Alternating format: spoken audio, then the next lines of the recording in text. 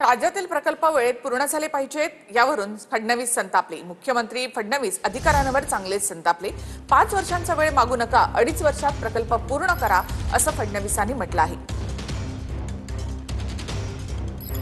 ध्यान में रखो, ये 5-5 साल का जो आप टाइमलाइन देते ना, ये अभी दुनिया में कहीं नहीं होता है। 2.5 साल में प्रोजेक्ट कंप्लीट होना चाहिए।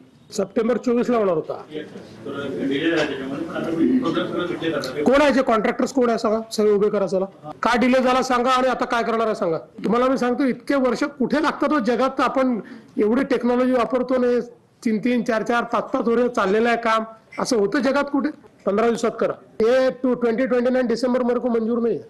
अरे कोणाकडे असू द्या, मी दिली परमिशन, चला। खूप हळू चाललंय काम, व्हेरी स्लो, बहुत स्लो काम चल रहा है, ऐसा नहीं चलेगा। नहीं, आई एम नॉट हैप्पी विद दिस।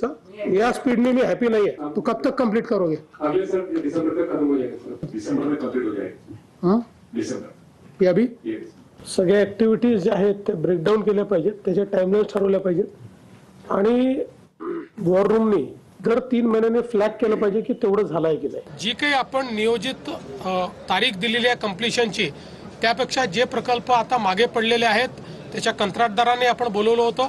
काही अडचणी कंत्राटदारांनी देखील सांगितल्या, त्या अधिकाऱ्यांना सांगून आपण सोडवायला लावल्या।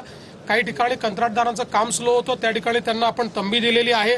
कुठल्याही परिस्थितीमध्ये जनरेशनल प्रोजेक्ट्स होऊ नये अशा प्रकारची त्या ठिकाणी मी सांगितले आहे।